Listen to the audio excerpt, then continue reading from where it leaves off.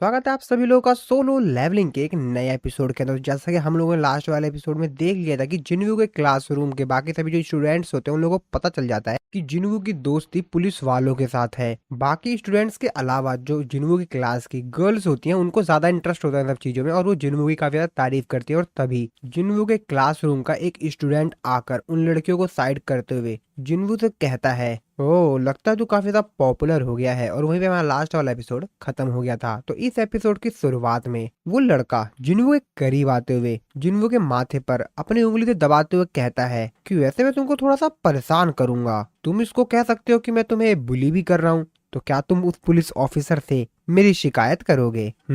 तो क्या तुम इस सब चीजों को बाहर ले जाओगे यहाँ से? तुम बाहर ये सब चीजें नहीं बताओगे है ना? वैसे तुमको आराम से बता देना चाहिए जब मैं आराम से पूछ रहा हूँ तो, क्योंकि मैं भी बड़े आराम से पूछ रहा हूँ। तो इज्जत से बता दो, और मैं जो भी पूछूं उसका जवाब बड़े आराम से दो, नहीं तो अगर मैं गुस्से में आ गया तो दिक्कत हो जाएगी। लेकिन वो बेचारा गुस्से में आता कि उसके पीछे से कोई उसकी गर्दन पकड़ता है और उस बेचारे की हालत खराब हो जाती है। तो एक्चुअल में ये कोई और नहीं, जिन्होंने ने जिस क्लब को ज्वाइन किया था उसके कैप्टन और उसके बाकी सभी स्टूडेंट्स थे। और ये लोग तो यहाँ पर जिन्वू से मिलने के लिए आए थे, लेकिन ये देखते हैं कि यहाँ पर तो जिन्वू को परेशान किया जा रहा है। ट्रैक एंड फील्ड क्लब का जो कैप्टन होता है वो उन लोगों की गर्दन पकड़ते हुए कहता है कि वैसे तुम लोगों को ट्रैक एंड फील्ड के लोगों से क्या काम? तुम्हें बहुत मजा आ रहा है इन लोगों को परेशान करने में, और वो बेचारे कुछ भी नहीं कर पाते हैं। ट्रैक एंड फील्ड के जो स्टूडेंट है वो बड़े भी हैं और ताकतवर भी हैं। इन बेचारों की हालत खराब होने लगती है। जिन्वू अपनी सीट से खड़ा होता है, वो अपने कैप्टन से बोलता है कि कैप्टन आप यहाँ पर क्या कर रहे हैं?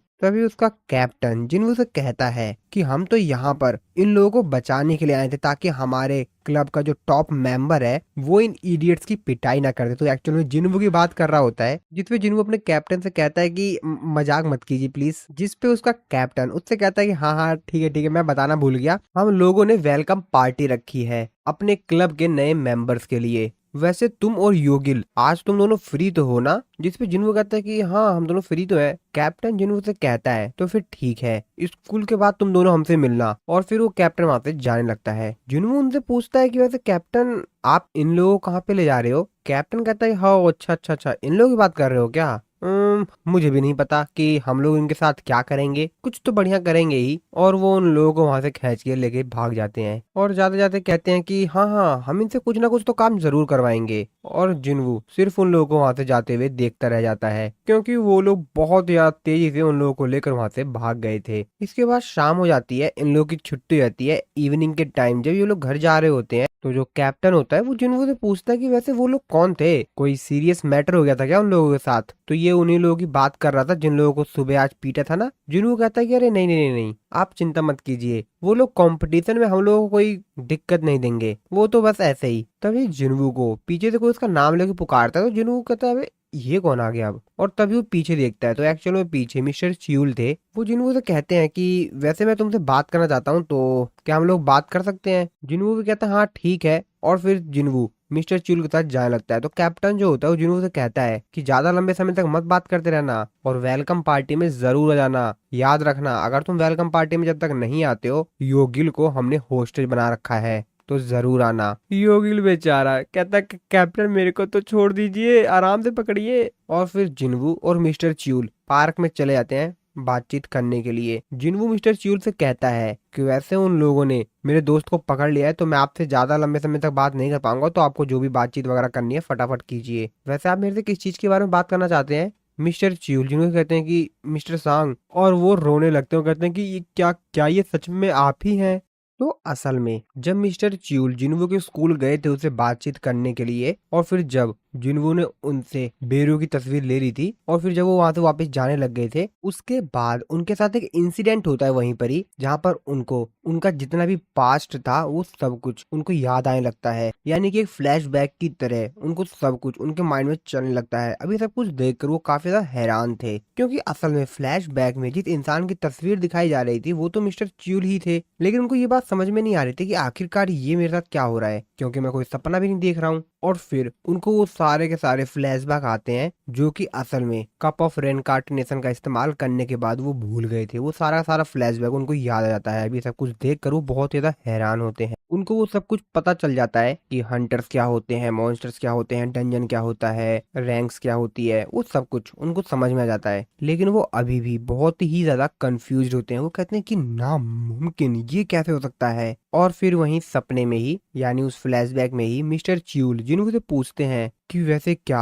आप उन सभी मोनार्च के खिलाफ खुद ही लड़ेंगे मिस्टर जिन्वू। जिस पे जिन्वू कहता है कि हाँ, क्योंकि जो हायर बीइंग होते हैं उनकी मेमोरी टाइम के फ्लो की वजह से अफेक्ट नहीं होती है, तो उनको सब कुछ याद होगा। इसके बाद मिस्टर च्यूल और जिन्वू की जो बातचीत होती है वो कंटिन्यू होती है। मिस्टर च्यूल जिन्वू से पूछते हैं कि आखिरकार वैसे तुमको कितना समय लग गया उन मोनार्च को डायमेंशन रिफ्ट के अंदर हराने में, तुमने कितने साल तक उन लोगों से फाइट की। ये सवाल पूछने के बाद मिस्टर च्यूल अपने मन में सोचते कहते हैं कि जहां तक मैंने रिकॉर्ड देखा है उसके हिसाब से तो मिस्टर जिन्वू लगभग 2 साल तक गायब थे। लेकिन ये तो नामुमकिन है कि सिर्फ 2 साल के अंदर इतने ज्यादा ताकतवर मोनार्च को हराया जा सके। जिस पे जिन्वू उनका रिप्लाई देते हुए कहता है कि 27 साल, 27 ईयर्स। ये चीज सुनकर तो मिस्टर च्यूल की आंखें खुली की खुली रह जाती हैं, क्योंकि रिकॉर्ड के हिसाब से तो जिन्वू सिर्फ 2 साल के लिए गायब था, लेकिन ये कह रहा है कि वो 27 साल तक उन लोगों से लड़ता रहा। हालांकि मिस्टर च्यूल उससे इसके बारे में आगे कुछ ज्यादा नहीं पूछते हैं। मिस्टर च्यूल उससे आगे पूछते हैं कि वैसे क्या तुमने इन सब चीजों के बारे में रिग्रेट किया, क्या तुमको कोई रिग्रेट है। जिसपे जिन्वू उनसे कहता है कि नहीं,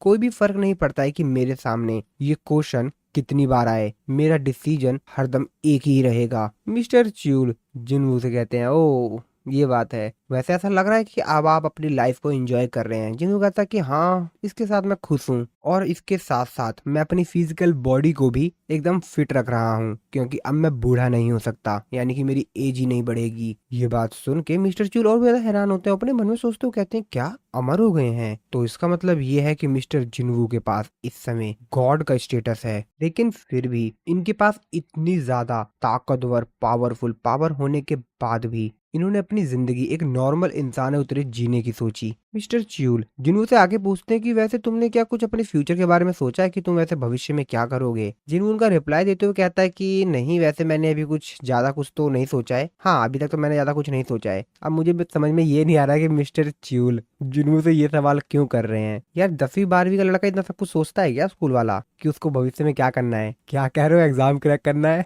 हाँ गाइज, जिन्वू भी कोई एग्जाम क्रैक करेगा वैसे मेरे को लग रहा है। मिस्टर च्यूल जिन्वू से आगे पूछते हैं कि तो फिर तुम हमको क्यों नहीं ज्वाइन कर लेते हो। जिन्वू कहता है क्या क्या मतलब पुलिस। मिस्टर च्यूल कहते हैं कि हाँ, अभी रिसेंटली जो क्रिमिनल्स आए थे ना स्टेशन पर, उन्होंने उन शैडो सोल्जर्स के बारे में बात की थी, तो काफी सारे जो लोग हैं उस चीज के बारे में डरे हुए हैं। जिस पे जिन्वू मिस्टर च्यूल से कहता है कि अगर मैंने पुलिस फोर्स ज्वाइन कर ली तो बाकी ऑफिसर्स को तो कुछ करना ही नहीं पड़ेगा। जिसे मिस्टर च्यूल कहते हैं कि हाँ, और वैसे भी हम लोग भी तो कुछ ऐसी ही दुनिया बनाने की सोच रहे थे ना। जिस पे जिन्वू उनसे कहता है कि चलिए ठीक है, इस चीज के बारे में मैं सोचूंगा। और फिर जिन्वू वहां से उनको बाय बोल के जाने लगता है। मिस्टर च्यूल उससे कहते हैं कि मैं तुम्हारे आंसर का इंतजार करूंगा। जिन्वू उनको कहता है कि नहीं नहीं नहीं नहीं, ऐसा मत करना, मेरे को पता है कि आप बहुत ज्यादा काम कर रहे हैं, लेकिन इस चीज के लिए आपको कुछ भी नहीं मिलेगा। तभी हम लोग एक वैली को देखते हैं जहाँ पर एक टूरिस्ट घूमने के लिए आया हुआ था। तो ये महीना अप्रैल और मई का था, और तभी आसमान में एक अजीब सी चीज होती है, और तभी वो इमरजेंसी कॉल मिलाता है इमरजेंसी कॉल सेंटर पर। वो उन लोगों को फोन करके बताता है कि हेलो, मैं एक ट्रेवलर बोल रहा हूँ। उस ट्रेवलर से पूछा जाता है कि आपने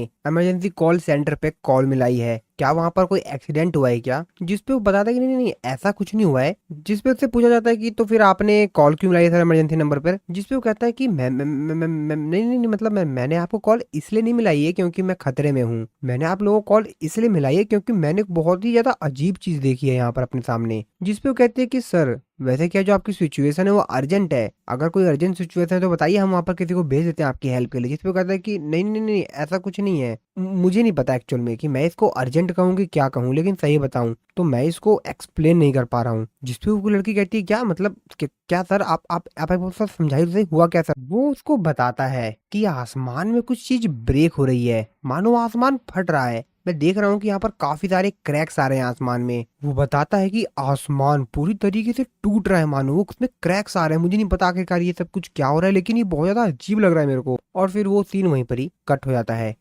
इसके बाद दूसरी तरफ हम लोग जिन्वू को देखते हैं जो कि अपने घर पर अपने रूम में बैठकर अपने स्कूल का होमवर्क कर रहा था। तो दोस्तों यहाँ पर जिन्वू कुछ करे ना करे लेकिन इसको एक काम जरूर करना है, अपने स्कूल का होमवर्क। अगर वो ये नहीं करेगा तो उसको पनिशमेंट मिलेगी और वो अपनी पावर का भी इस्तेमाल नहीं कर सकता है। तो आप लोग भी तो होमवर्क कर ही लेते होगे ना, नहीं तो फिर आप लोगों को पता ही है क्या होता होगा आप लोगों के साथ। और इसलिए बेचारा जिन्वू भी अपना होमवर्क कर रहा होता है। इग्रीज जिन्वू से कहता है कि आपको प्रॉब्लम नंबर 24 को एक अलग नजरिया से देखना चाहिए माई किंग। वैसे क्या सोच रहे हैं माई किंग? जिन्वू फ्रूट खाते हुए अपने मन में सोच रहा होता है कि आखिरकार ये किस प्रकार की फीलिंग है। तो शायद जिन्वू को भी पता चल गया था कि वो जो आसमान क्रैक हो रहा है उसमें से कुछ ना कुछ तो अजीब चीज निकलने वाली है। इसके बाद अगले सीन हम लोग जिन्वू और रूलर्स का जो असिस्टेंट होता है उसको देखते हैं। वो बड़े बड़े जाइंट्स की एक जनजाति है, उनकी एक ट्राइब है और वो ऐसे प्लानेट पे रहते हैं जिस जगह पर वो लोग रॉक्स को खाकर यानी पत्थर चट्टानों को खाकर अपने आप को जिंदा रखते हैं। और उन दुष्ट प्राणियों को उनकी अपनी दुनिया में टाइटन्स कहा जाता है। और ये तो ऑब्वियस सी बात है कि वो आखिरकार अर्थ क्यों आ रहे हैं। जिसपे जिन्वू उनसे कहता है कि अच्छा तो इसका मतलब वो हमारे दोस्त नहीं है। वो कहता है कि अरे नहीं, बिल्कुल नहीं। जिन्वू से पूछता है कि वैसे क्या कप ऑफ रेनकार्टिनेशन का इस्तेमाल करने से पहले ऐसा कभी हुआ था? जिसपे वो जिन्वू को बताता है कि हाँ, असल में कप ऑफ रेनकार्टिनेशन का इस्तेमाल करने से पहले वो लोग हमारी दुनिया में आए थे, लेकिन मानो अब तो ऐसा लग रहा है कि जैसे ऐसा कुछ कभी हुआ ही नहीं था। जिसपे जिन्वू कहता है तो असल में पहले उनका जो टारगेट था वो तुम्हारी दुनिया थी, लेकिन अब उन लोगों ने अपना रास्ता बदल लिया है और अब वो पृथ्वी की तरफ आ रहे हैं यानी अर्थ की तरफ। जिसपे कहता है कि हाँ। जिसपे जिन्वू कहता है ओ तो जरूर वो मेरी वजह से यहाँ पर आए हैं, मैं ही वो कारण हूँ जिस वजह से वो लोग यहाँ पर आ गए। जिसपे वो जिन्वू को बताता है कि जहाँ तक रूलर्स का मानना है उन्होंने आपकी जो इनक्रेडिबल पावर है उसका पीछा किया और वो लोग यहाँ पर आ गए और रूलर्स ने ऑलरेडी ही अपनी हेवनली आर्मी को यहाँ के लिए भेज दिया है। जिसपे जिन्वू कहता है कि नहीं, वो लोग समय पर नहीं आ पाएंगे। जिन्वू अपने मन में सोचते हुए कहता है कि यहाँ तक कि रूलर्स अभी और इसी वक्त अपने वर्ल्ड और हमारे वर्ल्ड में एक गेट बनाने की सोचे भी तो भी कम से कम उन लोगों को काफी साल लग जाएगा और इतने समय में तो सब कुछ पहले ही खत्म हो जाएगा। जिसपे जिन्वू से कहता है कि उन टाइटन्स को मैं खुद ही संभाल लूंगा। उसके बाद हम लोग उसी जगह का सीन देखते हैं, यूएस के वेस्टर्न पार्ट में जो डिजर्ट होता है वहां का। जिस जगह की बात उस ट्रैवलर ने की थी वहां पर आर्मी को बुला लिया गया था और चारों तरफ के एरिया को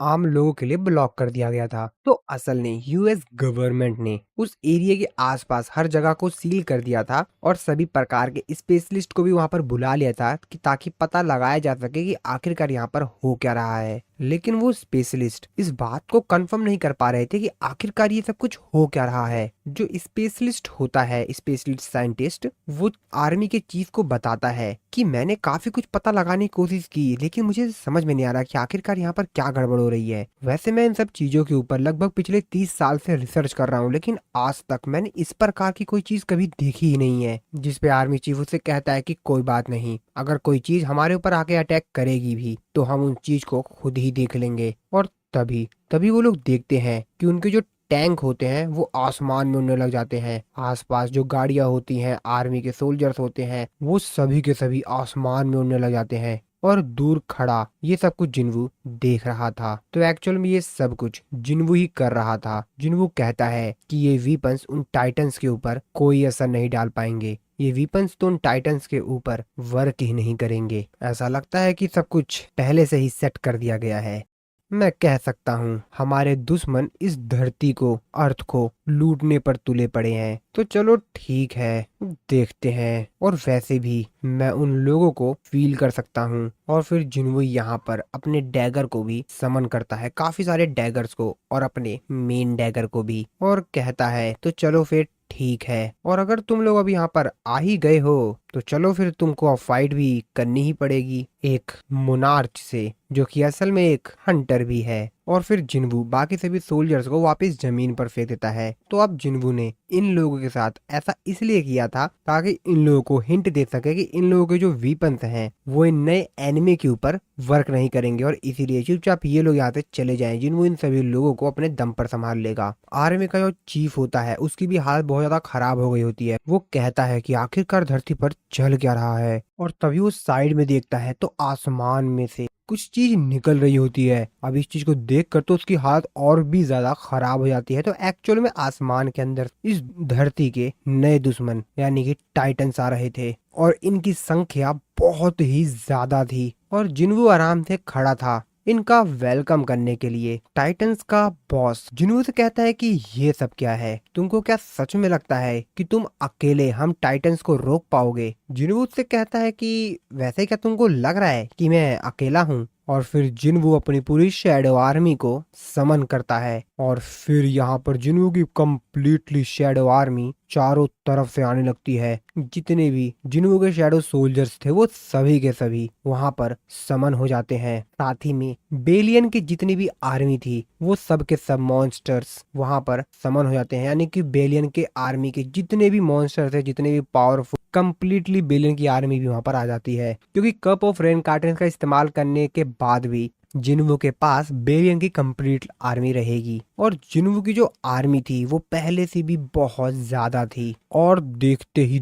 देखते जिन्वू की कंप्लीट आर्मी वहां पर समन हो जाती है। और ये वाला सीन देखने में बहुत ही ज्यादा मस्त लग रहा था। अब इस चीज को देखकर टाइटन्स का बॉस थोड़ा सा हैरान होता है क्योंकि वो जिन्वू को हल्के में ले रहा था। उसे लग रहा था कि जिन्वू अकेला है, लेकिन उसे ये नहीं मालूम था कि जिन्वू के साथ यहाँ पर पूरी की पूरी फौज खड़ी है। उसको भी थोड़ा सा भरोसा तो हो गया था कि मेरा इस समय जो अपोनेंट है वो ताकतवर है, उसको हल्के में लेना गलती हो सकती है। और फिर जिन्वू बोलता है अटैक, और फिर ये सीन यहीं पर ही कट हो जाता है। इसके बाद हम लोग यूएस में प्रेसिडेंट को ऑफिस को देखते हैं। प्रेसिडेंट को ये न्यूज मिल गई होती है। वो अपने मन में सोचते हो कहते हैं कि पहले तो आसमान पूरा क्लियर था और साफ था, कहीं भी किसी प्रकार का कोई क्रैक नहीं था। और फिर एकदम से वहां पर कुछ हुआ और वहां पर क्रैक आने लग गया। अब ये क्या चल रहा है। और धरती के इतिहास में आज से इससे पहले ऐसा कभी नहीं हुआ था। वैसे क्या इस क्राइसिस को हम लोग संभाल सकते हैं बिना पब्लिक को कुछ बताए? मुझे नहीं लगता। नहीं,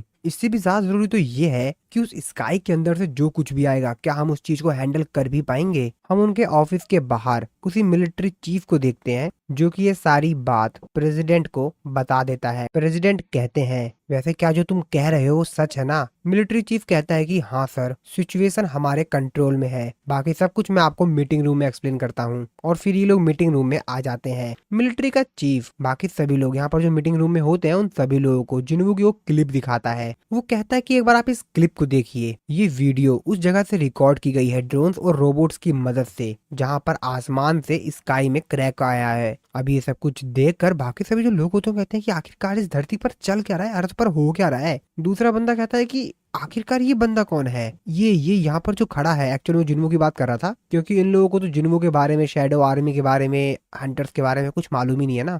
तो वो लोग काफी ज्यादा हैरान होते हैं इस चीज को देखकर कि आखिरकार ये कौन है, आखिरकार यहाँ पर चल क्या रहा है। तभी दूसरा बंदा कहता है कि वैसे ये जो लड़का है क्या ये एशियन है, आखिरकार वो लड़का है कौन। और फिर वो मिलिट्री चीफ से पूछता है जिसका नाम हैरिसन होता है, उससे कहता है कि वैसे सैनिक कहाँ चले गए, आर्मी कहाँ चली गई, और आखिरकार वो लड़का उन मॉन्स्टर्स के बीच क्यों खड़ा है। जिसपे आर्मी चीफ कहता है कि इस चीज का जवाब तो सर मैं भी जानना चाहता हूँ। और इस तरफ हम लोग फिर से देखते हैं जिन्वू की शैडो आर्मी का सीन, जहाँ पर ये सभी के सभी लोग तैयार होते हैं इन टाइटन्स के ऊपर अटैक करके इनको खत्म करने के लिए। और टाइटन्स भी तैयार होते हैं इनसे लड़ने के लिए। अब टाइटन्स को तो लग रहा था कि आखिरकार ये लड़का और इसके मामूली ड्रैगन्स जो इसकी आर्मी है वो इनका क्या ही बिगाड़ लेगी। और इसीलिए वो एकदम आराम से खड़े होते हैं इन लोगों से फाइट करने के लिए। उन लोगों को तो बिल्कुल डर ही नहीं होता है। वो लोग जिन्वू को और उसकी शैडो आर्मी को मामूली समझ रहे होते हैं। और फिर टस्क अपने ऑर्ब की मदद से एक बहुत बड़ा फायर अटैक करता है ताकि वो इन टाइटन्स को बता सके कि इनको कमजोर ना समझा जाए। और टस्क ने जो ऑर्ब की हेल्प से एक बहुत बड़ा फायर अटैक किया था वो बहुत ही ज्यादा बड़ा था। और जैसे ही टस्क ये अटैक करता है टाइटन्स भड़क जाते हैं। और एक तरफ थी जिन्वू की कंप्लीट शैडो आर्मी और दूसरी तरफ थे टाइटन्स। और ये सभी के सभी एक दूसरे से लड़ने के लिए बहुत ही ज्यादा तेजी से एक दूसरे की तरफ बढ़ रहे थे, मानो इन लोगों के ऊपर एक दूसरे को मारने का भूत सवार हो। ये तो पूरे जोश में थे कि एक दूसरे को खत्म ही कर देंगे, लेकिन शायद टाइटन्स को नहीं मालूम था कि जिन्वू के शैडो सोल्जर्स मरने के बाद भी रीजनरेट कर सकते हैं। और फिर इन लोगों की फाइट शुरू हो जाती है। लेकिन हाँ, टाइटन्स भी कमजोर नहीं थे। ये लोग भी जिन्वू के आर्मी को काफी अच्छी टक्कर दे रहे थे और अपना जिन्वू अपनी ताकत दिखाता है और वो काफी ज्यादा तेजी से जाकर काफी सारे टाइटन्स को अपने डैगर से एक ही बार में खत्म कर देता है। वो टाइटन्स कुछ समझ पाते, जिन्वू को देख पाते, कोई मूवमेंट कर पाते, जिन्वू पर अटैक कर पाते, उससे पहले जिन्वू काफी ज्यादा तेजी से आकर उन टाइटन्स को खत्म करते जा रहा था। और वैसे मैं आप लोगों को बता दूं कि जिन्वू इस समय एक डैगर का इस्तेमाल नहीं कर रहा है, जिन्वू यहाँ पर मल्टीपल डैगर का इस्तेमाल कर रहा है और काफी डैगर की हेल्प से वो इन लोगों के ऊपर अलग अलग दिशाओं से अटैक कर रहा था। यानी कि जिन्वू अब काफी सारे डैगर्स को एक साथ कंट्रोल कर सकता है और फिर जिन्वू सारे डैगर्स को बड़े स्वॉर्ड में कन्वर्ट कर लेता है और एक साथ एक डायरेक्शन में उन टाइटन्स के ऊपर अटैक करता है। और वो टाइटन्स कुछ समझ पाते उससे पहले ही जिन्वू के डैगर जाकर उन बड़े बड़े जायंट्स टाइटन्स को खत्म कर देते हैं। और फिर जिन्वू जो टाइटन का बॉस था उसके ऊपर भी अटैक करता है। हालांकि उसको ज्यादा कोई फर्क पड़ता नहीं है। वो जिन्वू से कहता है, वैसे क्या तुमको सच में लगता है कि इस प्रकार के अटैक मेरा कुछ बिगाड़ भी पाएंगे? और इसके बाद जिन्वू एक बहुत बड़ा अटैक करने के लिए तैयार होता है। जिन्वू आसमान में उड़ता है और अपनी काफी सारी पावर्स एक जगह इकट्ठा करता है और वो रेडी होता है अपनी सारी पावर्स को इकट्ठा कर कर उस टाइटन्स के ऊपर अटैक करने के लिए। और फिर जिन्वू काफी सारी पावर को अपने हाथ में एक साथ इकट्ठा कर कर उस टाइटन की तरफ बढ़ता है उसके ऊपर अटैक करने के लिए और काफी ज्यादा तेजी से उस टाइटन की तरफ जाता है ताकि उसको अपने एक ही अटैक में खत्म कर सके और बहुत ज्यादा तेज से जाकर उस टाइटन के ऊपर अटैक करता है। और फिर इसी सीन के साथ हमारा ये वाला जो एपिसोड है वो यहाँ पर खत्म हो जाता है। आई होप दोस्तों आप लोगों को वीडियो अच्छी लगी होगी। तो इस वाली वीडियो पे हम लोग एम करते हैं 10 के लाइक्स का। मुझे पता है आप लोग करवा दोगे। और दोस्तों अगर आप लोग इंस्टाग्राम चलाते हैं तो आप लोग मेरे को इंस्टाग्राम पे भी फॉलो जरूर कर लीजिएगा। मैंने आप लोगों को इंस्टाग्राम की लिंक कमेंट और डिस्क्रिप्शन में दे रखी है। और कुछ नए लोगों ने हमारे चैनल को ज्वाइन किया है तो उन सभी लोगों का नाम आप लोग स्क्रीन पर देख सकते हैं। सभी लोगों को थैंक्स। तो मिलता हूँ मैं आप लोगों को अपनी नेक्स्ट एपिसोड में।